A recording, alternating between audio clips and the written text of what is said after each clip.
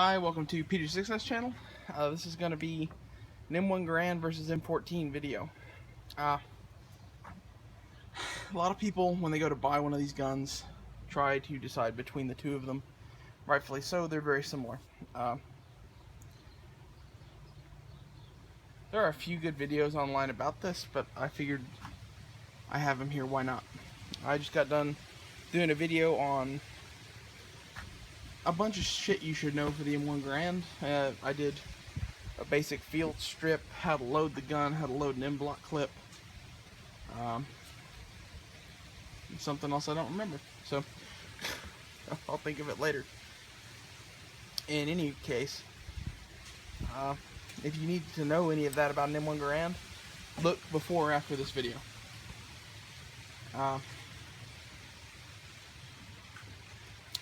The M14, if you need to know that stuff, you can look other places and whatever, but quite a bit of it is very similar to this. So, go watch my video again.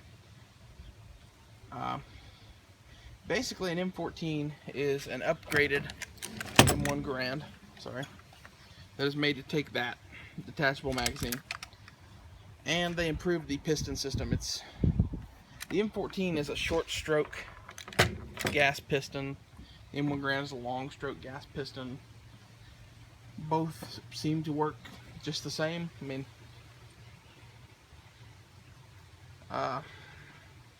honestly, I think seeing what they saw in World War II and seeing what the Germans and the Europeans were doing, they saw the short stroke gas piston system as a way to solve a bunch of problems that the M1 Garand had, and they were sort of right.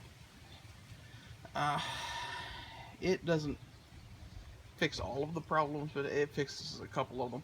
The M1 Garand had some issues because of the long ass gas piston, especially in disassembly. It was kind of a pain, but they traded it for equal pains on the M14. This isn't going to be the typical review video where the person doing it says, you should go get an M14 because they're awesome and they take detachable mags. And you should only buy the M1 Garand as a history piece. That's complete and utter bullshit. The M1 Garand is the best gun on the table. And I'm going to make that case here. And it mainly has to do with the fact that you can get an M1 Garand pretty easily for around 800 bucks. Maybe 6 or 7 if you get lucky, but around 800 bucks you can get an M1 Garand if you hunt. You go to a gun show and shit, you'll see outrageous prices, but look around on Arms List, hunt the better gun shows, go to gun shops, and do the CMP thing. The CMP, I don't do it. Lots of people do. If you're into M1 Garands, I'd recommend you go do it. Honestly, I've always had this one, so I never really felt the need to do it. And this is actually a CMP rifle. The guy bought it from the CMP, and I bought it from him. Well, I had my grandfather buy it from him because I was like 14 and had no money, and basically promised my grandfather to slowly pay it off. It's a beautiful weapon. The main complaint on the M1 Garand is loading the clips into the gun, which I just showed in that other video is not an issue. If you load this thing correctly, you have your hand in front of this charging handle, preventing it from coming forward and slamming into your thumb. It automatically ejects the old clip.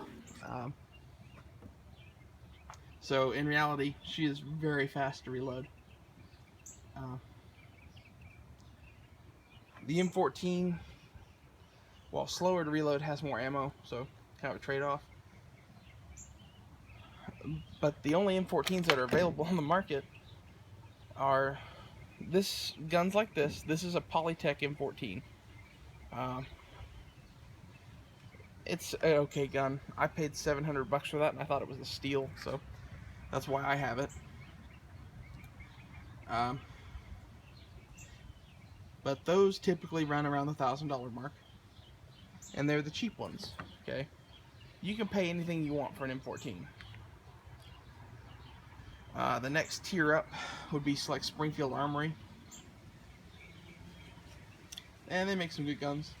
So that's like $1,500 to $2,000 depending on which one you're getting. From there, there's some custom M14s. I think it's Lauer builds those, and I think Fulton Armory. I don't know. I really don't care about anything past Springfield Armory. So, but if you want to go spend tons of money, you can do that. Or if you want to buy a real full auto M14, you can cough up, 30 grand and go do that. Maybe as low as 20, but it's going to be pretty expensive and utterly useless. These guns are not meant to do full auto fire. That's pretty apparent if you ever shot one.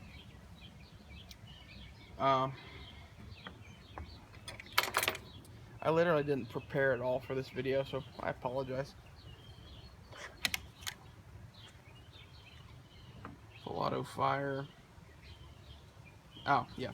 So at, let's say $1,600 for the Springfield Armory, which is the one most of you would get if you got one. It's gonna be twice the price of this. Is the gun twice as good? As good as the M1 Garand? Sorry, I can't really see my view screen. My viewfinder, so I can't tell if you're seeing where I'm pointing or not. But is it twice as good as the M1 Garand? No, it's not. I would say it's a marginal improvement. Like 10%. It's 10% better than the M1 Garand. And in that 10%, you're losing the history factor of the M1 Garand, which I consider to be pretty high. Sorry, I just heard something weird behind me. The history factor of the M1 Garand is pretty high, pretty cool, and worthy of consideration in this buying process. The M14 has some interesting history on its side too, with Vietnam and the 60s, and honestly that's why I still have that gun.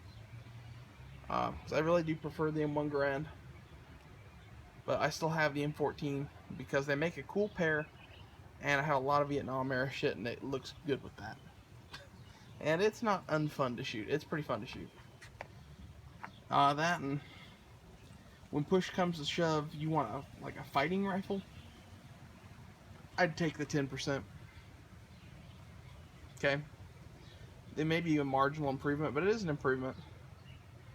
So if money isn't an option, if money isn't an object to you buying this gun, and you want it to defend your life with, M14 all the way, or M1a, whatever. I hate that bullshit.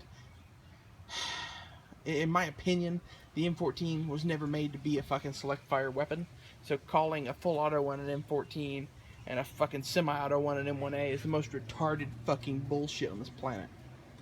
Hope the hatred came through on that. Now that goes for actually most guns. Like AR-15, M16, that's total shit. If you have a triangle hand-guarded gun, you can call it M16 all you want, because that's what it fucking looks like. Rant over. Anyway. Another interesting point on these two guns is actually over here.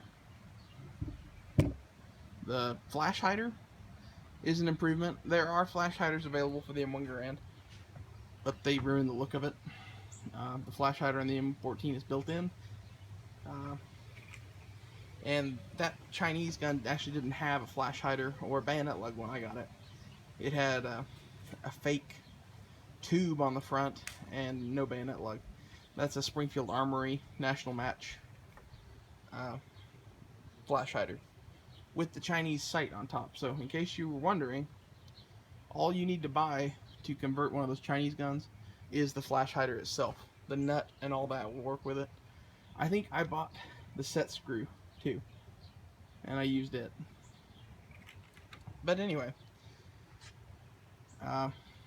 most M1As don't come with a flash hider with a bayonet lug on it, and it's just, in my opinion, buy the fucking bayonet lug. It's ridiculous that they don't put them on there. I'm going back over here now. That's sort of where I want to be. Okay. I really can't see my viewfinder at all. This is fun. Not really. They're both wood and steel guns. Their triggers are virtually identical. They shoot virtually identically. So basically, what we're talking about for differences is magazines, the flash hider, the shortened gas system, plastic handguard on the upper side of the M14. It's a difference. There's really not a whole lot of difference between them. And for the price, yet again, the M1 Garand wins for me. I really do love the M14. This is such a hard choice to make. That's why I own both, and I highly suggest that you own both too, because that way then, you know, you can be correct. Because the only correct answer to this video is to buy both. Really, I hate to say that, but you know, it's kind of cheating. But that's the true answer to this video: is don't own one or the other. Own both. Lots of versus videos have a definite answer, in my opinion. This is not one of those. This is totally subjective and totally on whether or not you intend on defending yourself with the rifle or not. And hell, even if you are intending on defending yourself, you're not going to go run to fucking Iraq and get into a battle. Chances are pretty good the M1 Garand will work just fine for you, number one. Number two, if someone threw me an M1 Garand and a bucket of these, I would not feel undergunned. Okay? And in reality, you shouldn't either. It's a great gun. Well, I hope this helped somebody. It's really kind of rambly and basically just worshipping the two guns. And there's a little angry rant thrown in there about the names of guns. I hope you enjoyed that. I'll see you guys later. Be sure to subscribe and thumbs up the video, and I'll see you on the next one.